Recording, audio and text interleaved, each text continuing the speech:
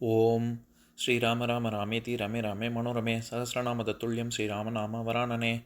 உலகம் யாவையும் தாமுழா வாக்கலும் நிலைபெறுத்தலும் நீக்கலும் நீங்களா அழகிலா விளையாட்டுடையார் அவர் தலைவர் அன்னவர் கேசரன் நாங்களே. எத்திர எத்திர ரகுநாத கீர்த்தனம் தத்திர தத்திர கிருத்தமாஸ்தகாஞ்சலிம் வாஷ்பவாரி பரிபூர்ணலோச்சனம் மாருதிம் நமது ராட்சசாந்தகம். அஞ்சிலே ஒன்று பெற்றான் அஞ்சிலே ஒன்றை தாவி அஞ்சிலே ஒன்று ஆறாக ஆரியர்க்காக ஏகி அஞ்சிலே ஒன்று பெற்ற அணங்கை கண்டு அயலாரூரில் அஞ்சிலே ஒன்றை வைத்தான் அவன் எம்மை அழித்துக் காப்பான். இன்னைக்கு நம்ம கம்பராமாயணத்துல பாலகாண்டத்துல திருஅவதார படலத்துல 92வது பாட்டு பார்க்க போறோம். வாம்பரி வேள்வியும் மகாரை நல்குவதாம் புறையாகுதி பிறவும் அந்தணன் ஓம்பிட முடிந்தபின் உலகு காவலன் ஏம்பலோடு எழுந்தனன் யாரும் ஏத்தவே. இதுதான் பாட்டு. இப்ப பதம் பிரிச்சு பொருள் பார்க்கலாம்.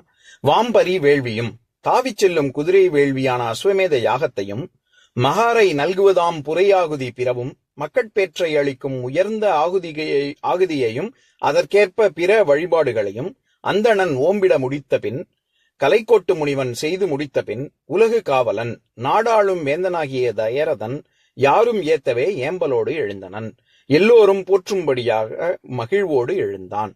இப்ப நம்ம இந்த பாட்டுல இருக்கக்கூடிய நயங்களை பார்க்கலாம். அதாவது வேள்வி முடிஞ்சதுக்கு அப்புறம் தசரத மன்னன் வேத்தவைக்கு வருகிறான். அதை வர்ணிக்கிற பாட்டு தான் இந்த பாட்டு. இதுல வாம்பரி வேள்வி அப்படின்னு சொல்றாரு. வாம் பரி அப்படின்னா பரின்னா குதிரை, வாவும் பரி அதாவது வாவுதல்னா தாவுதல்னு அர்த்தம்.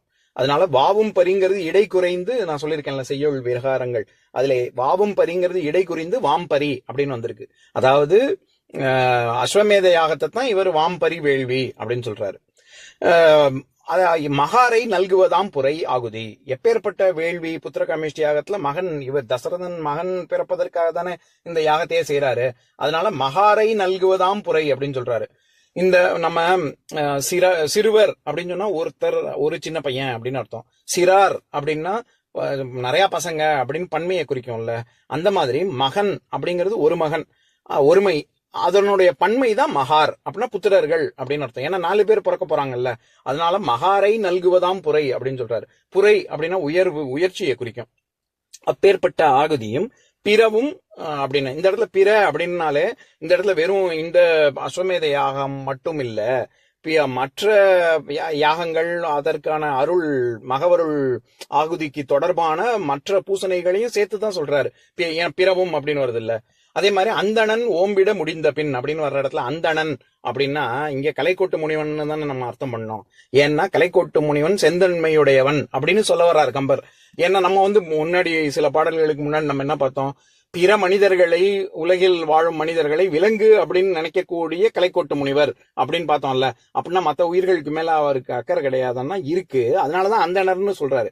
விலங்குன்னு அவர்களுடைய ஐம்புலன்களை இப்படி வீணடிக்கிறார்களே, அதாவது அப்படின்னு சொல்லி அதனால அவர் விலங்குன்னு சொல்றாரே ஒழிய அந்த உயிர்கள் மேல கருணை இல்லாம இல்ல.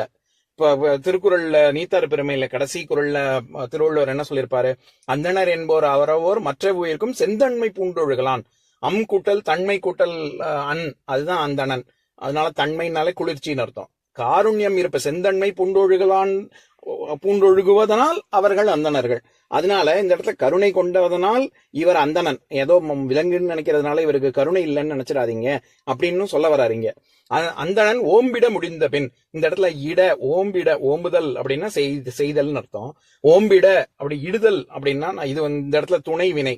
நம்ம ஏற்கனவே 2 பாடல்கள், அதாவது 268வது பாட்டுல துணை வினைன்னா என்னன்னு பார்த்தோம்ல. அந்த பாட்டை படிக்கிறேன் கேளுங்க. கைகையன் தனையை தன் கரத்தும் அம்முறை செய்கையின் அளித்தனன் தேவர் ஆர்த்து ஏழ பொய்கையும் நதிகளும் பொழிலும் ஓதிமம் வைகுரு கோசல மன்னர் மன்னனே அப்படின்னு. அதாவது அன்னங்கள் மிகுதியாக வசிக்கின்ற கோசல நாட்டை சேர்ந்த தசரதன் அப்படின்னு. வைகுரு அந்த இடத்துல உறுதல், நான் சொன்னேன்ல, உரு அப்படின்னாலே மிகுதியை குறிக்கும். அதாவது தலைமை வினையாக இருக்கும்போது உரு அப்படிங்கிற சொல் இருத்தலையும் நிகழ்தலையும் குறிக்கும், அனுபவித்தல்ங்கிற பொருள்ல வரும்.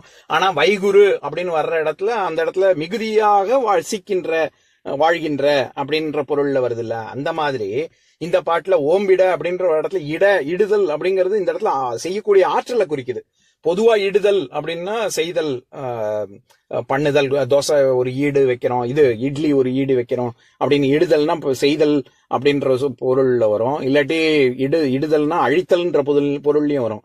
இந்த இடத்துல ஓம்பிடன்னு துணை வினையாக வரும்பொழுது ஆற்றலை குறிக்குது. அப்பேற்பட்ட, அதாவது இந்த மாதிரியான யாகத்தை முறைப்படி செய்யக்கூடிய ஆற்றல் கொண்ட கலைக்கோட்டு முனிவன் அப்படின்னு சொல்றதுக்காக ஓம்பிட முடிந்த பின் அப்படின்னு சொல்றாரு.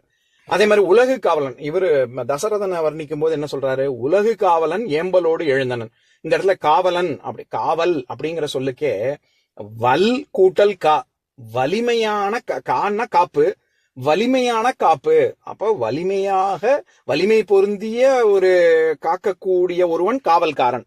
காவல்ங்கிற சொல்லுக்கே அதுதான் பொருள். அதனால இந்த இடத்துல உலகு காவலன் அப்படின்னா காத்தலின் வல்லவன் அப்படின்ற பொருள். ஏம்பலோடு எழுந்தனன், ஏம்பல் அப்படின்னா மகிழ்ச்சின்னு அர்த்தம். இது ஒரு கான்ட்ரனிம். ஏன்னா நான் ஏற்கனவே சொல்லியிருக்கேன்ல, இடுதல் படுதல், இடுதல்னா அழித்தல் ஆக்குதல்ங்கிற பொருள். படுதல் அப்படிங்கிறதுக்கும் நல்லா பட்டாதான் தெரியும். அனுபவிக்கிறது, அழிவு நோக்கி போறது, ஆக்கத்தை நோக்கி போறது, ரெண்டுத்துக்குமே உடன்பாட்டுக்கும் எதிர்மறைக்கும் ஒரே சொல் பயன்பட்டா அதுதான் கான்ட்ரனிம். அந்த மாதிரி ஏம்பல், ஏம்பு அப்படின்னா ஆரவாரம் செய்தல். அது களிப்புக்கும் செய்வாங்க, வருத்தத்துக்கும் செய்வாங்க. அதனால இது ஏம்பல் அப்படிங்கிறது மகிழ்ச்சியையும் குறிக்கும், வருத்தத்தையும் குறிக்கும். அதனால இது ஒரு கான்ட்ரனிம். இந்த இடத்துல ஏம்பலோடு எழுந்தனன்னா ரொம்ப மகிழ்ச்சியோடு இவன் எழுந்தான் அப்படின்னு சொல்ல வராரு. அப்ப இந்த பாட்டுக்கான அர்த்தம் பார்க்கும்போது பொழுது, அந்தணன் ஆகுதி முடித்த பின் காவலன் எல்லோரோடும் ஏத்த எழுந்தன், அவர்கள் புகழ்பாட இவன் எழுந்து அரசவையை நோக்கி நடந்தான் அப்படிங்கிறது தான் கருத்து. இப்ப நான் பாட்டை இன்னொரு தடவை படிக்கிறேன், கேளுங்க. வாம்பரி வேள்வியும் மகாரை நல்குவதாம் புரையாகுதி பிறவும் அந்தணன் ஓம்பிட முடிந்த பின் உலகு காவலன் ஏம்பலோடு எழுந்தனன் யாரும் ஏத்தவே. இன்னொரு நாள் இன்னொரு பாட்டு பார்க்கலாம். ஓம் சாந்தாகாரம் புஜகசயனம் பத்மநாபம் சுரேஷம் விஸ்வாதாரம் ககனசத்ருசம் மேகவர்ணம் சுபாங்கம் லக்ஷ்மீகாந்தம் கமலநயனம் யோகி ஹிருத்யானகம்யம் வந்தே விஷ்ணும் பவபயஹரம் சர்வலோகைகநாதம். உம்பரோடு இம்பர்காரும் உலகம் ஓர் ஏழும் ஏழும் எம்பெருமான் என்று ஏத்தி இறைஞ்சி நின்று ஏவல் செய்ய தம்பியரோடும் தானும் தருமமும் தரணி காத்தான் அம்பரத்து அனந்தர் நீங்கி அயோத்தியில் வந்த வள்ளல். ஓம் பூர்ணமதః பூர்ணமிதம் பூர்ணாத் பூர்ணமுதஸ்யதே பூர்ணஸ்ய பூர்ணமாதாய பூர்ணமேவாவசிஷ்யதே. ஓம் சாந்தி சாந்தி சாந்திஹி. ஓம் சர்வேஷாம் ஸ்வஸ்திர்பவது, சர்வேஷாம் சாந்திர்பவது, சர்வேஷாம் பூர்ணம் பவது, சர்வேஷாம் மங்களம் பவது. ஓம் சாந்தி சாந்தி சாந்திஹி. ஓம் சர்வே பவந்து சுகினஹ, சர்வே சந்து நிராமயாஹ, சர்வே பத்ராணி பஷ்யந்து மா கஷ்சித் துக்கபாக் பவேத். ஓம் சாந்தி சாந்தி சாந்திஹி.